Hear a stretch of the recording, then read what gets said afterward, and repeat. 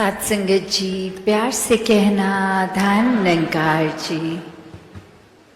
आज भी वही संदेश और ये इंसान को, इस मानव को चेतन भक्तों ने हर समय की तरह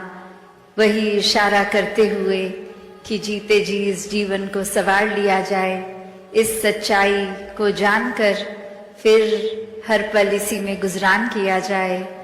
और कैसे ये कुछ भी एक, अगर हमारी उस समय में जो भी हम कर रहे हो उस पल में,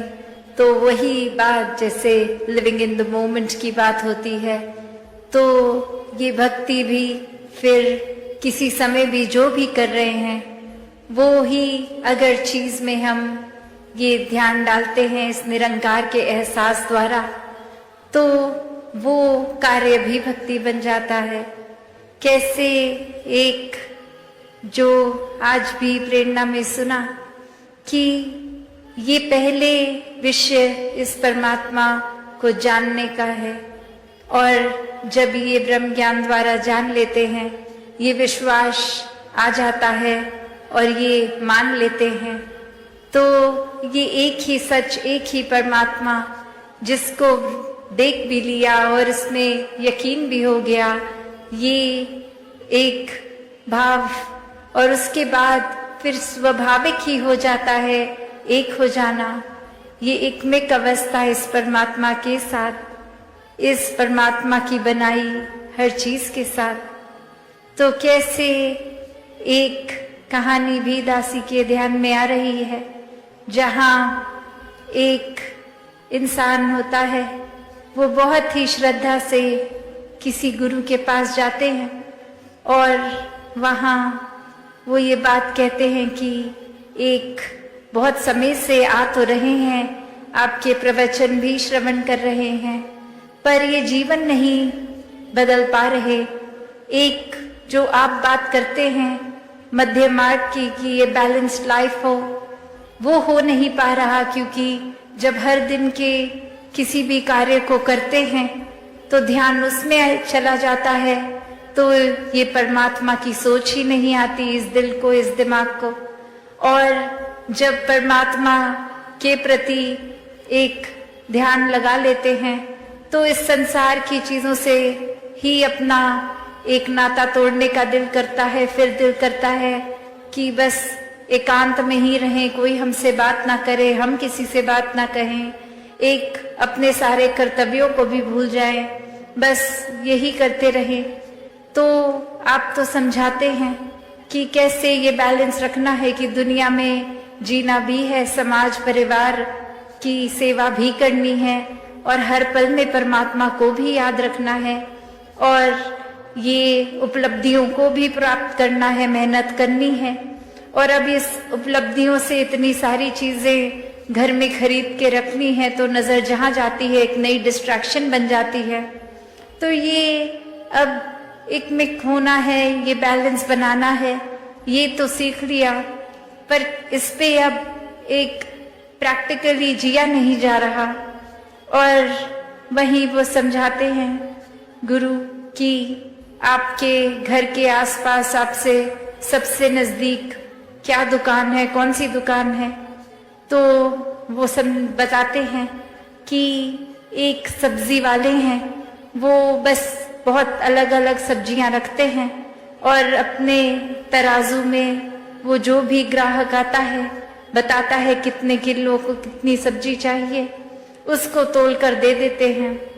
और फिर वो गुरु कहते हैं ठीक है, अब जाइए उनको ध्यान से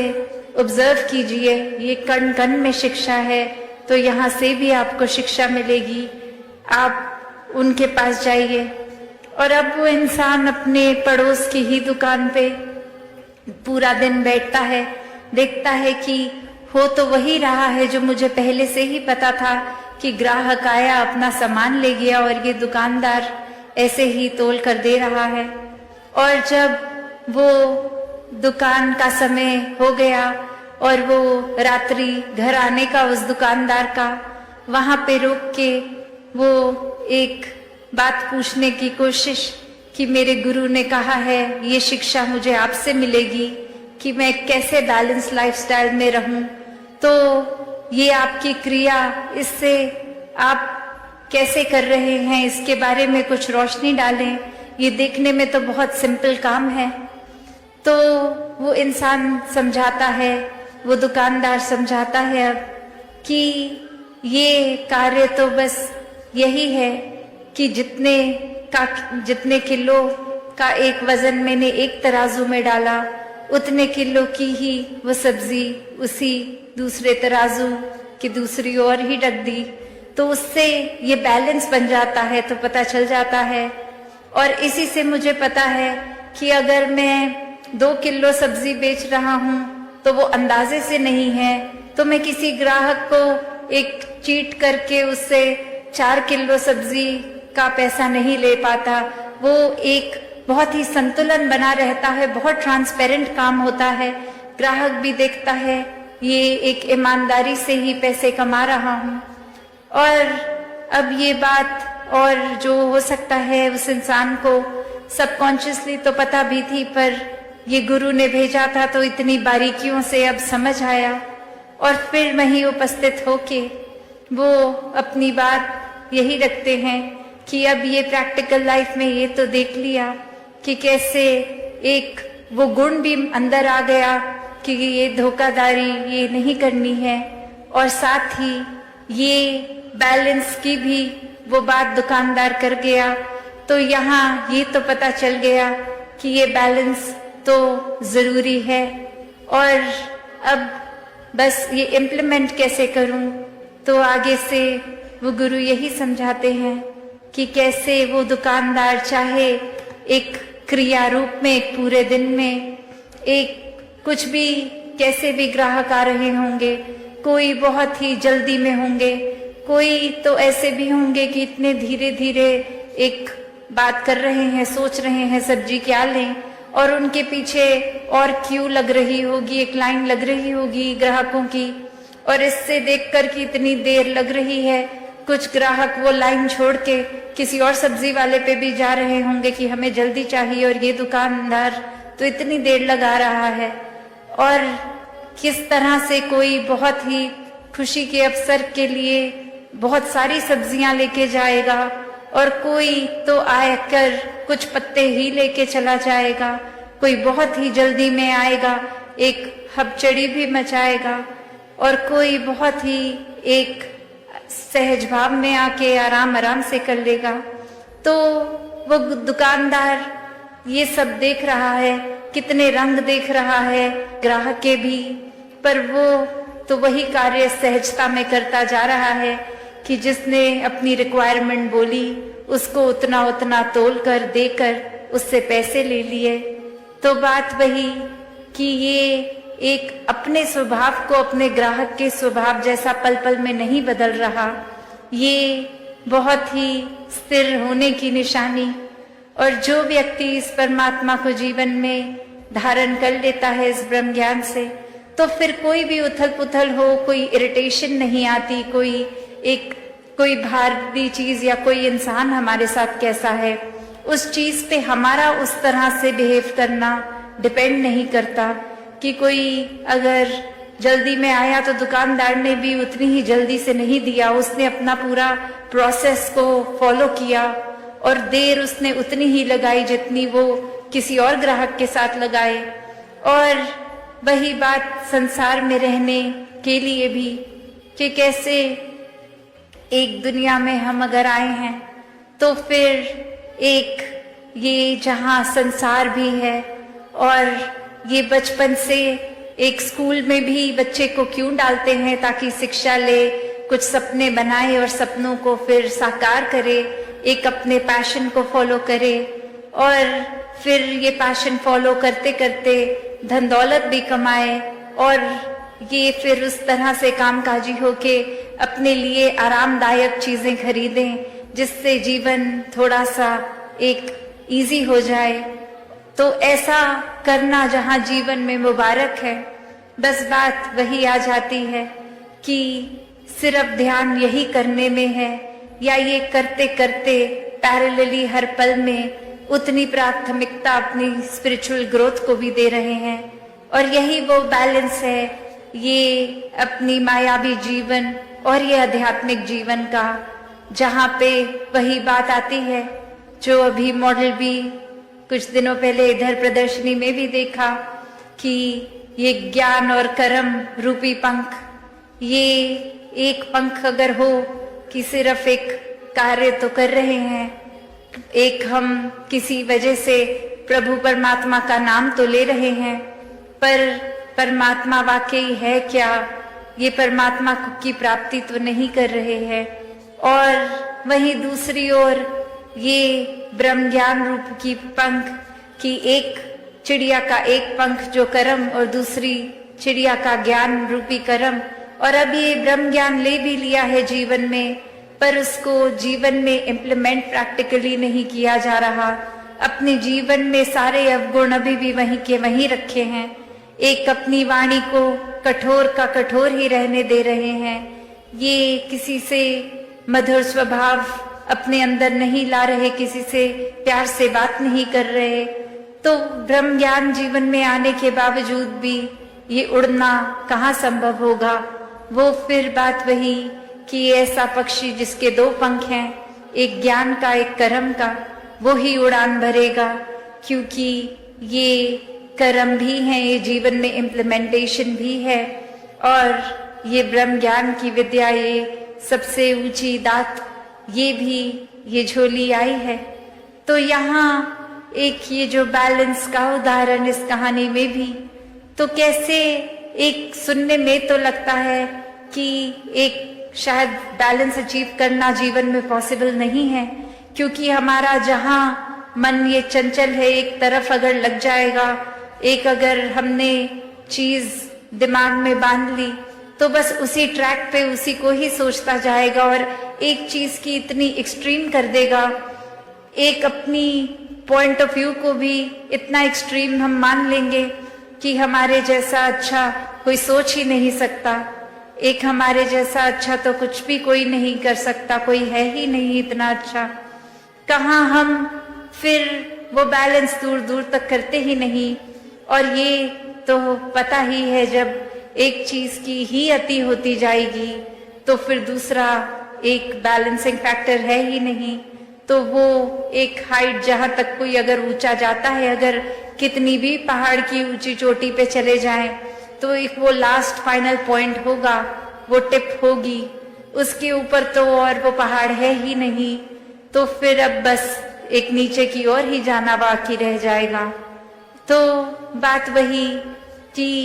ये सेवा, सुमिरन, सत्संग, इस परमात्मा से जोड़कर ये बैलेंस बना कर रखने की बात, और वहीं ये भी एक समझाया गया, आज चाहे सुबह वो सेवा दल रैली के रूप की एक स्किट द्वारा ही एग्जाम्पल उन्होंने सेवा का ही लिया कि कैसे हम अगर सिर्फ सेवा की ही एक्सट्रीम करते जा रहे हैं कि एक सत्संग को प्रायोरिटी नहीं, एक बस ये सोच रहे हैं कि आज हमारी ड्यूटी है तो हम पहुंच जाएंगे सेवा पे,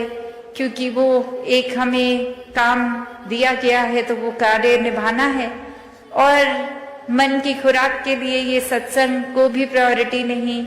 तो वो सेवा भी बस कार्य ही बन जाएगी, क्योंकि वो भाव तो सत्संग से मिलते हैं। और ये मन में भी अगर सिमरन का घाटा है तो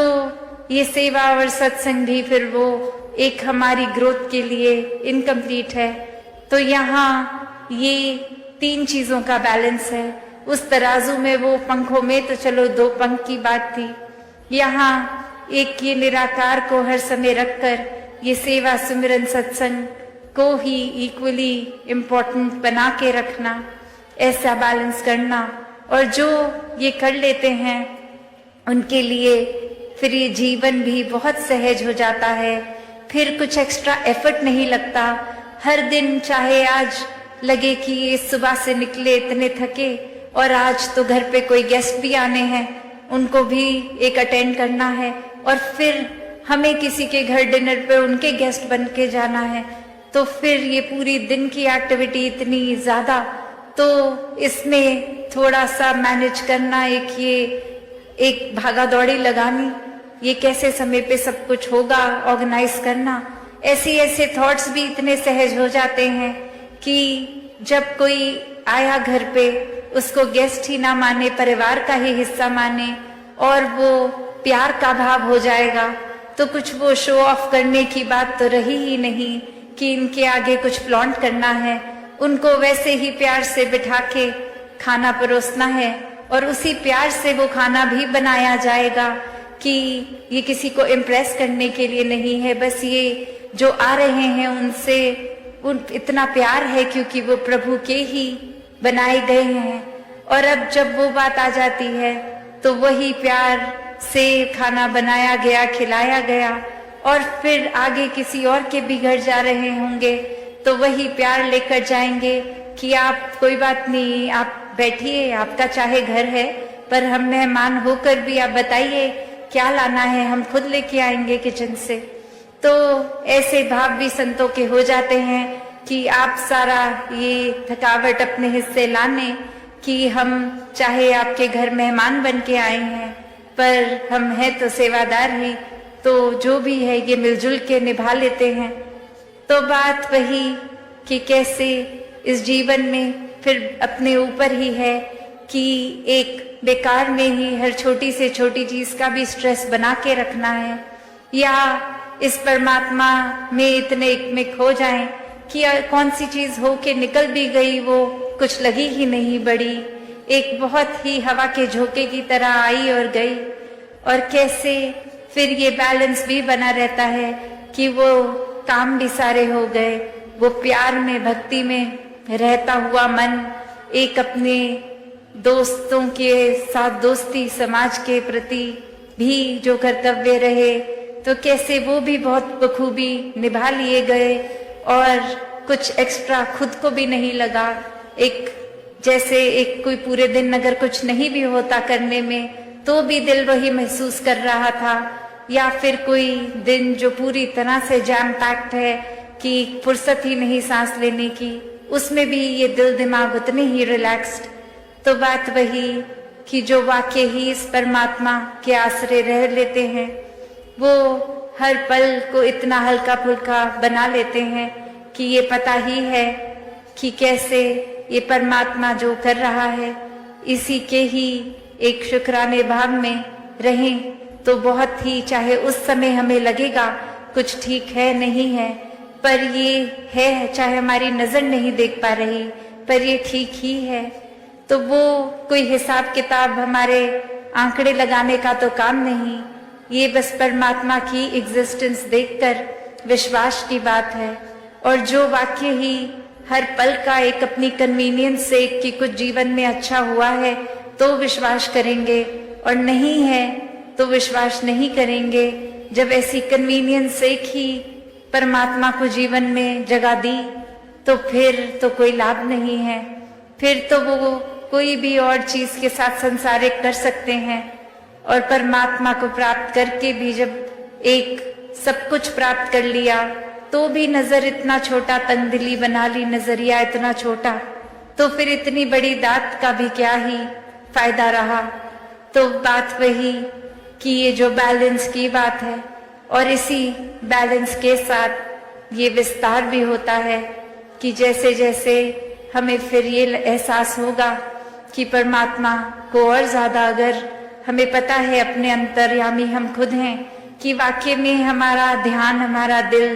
पूरा दिन ज्यादातर क्या करता है,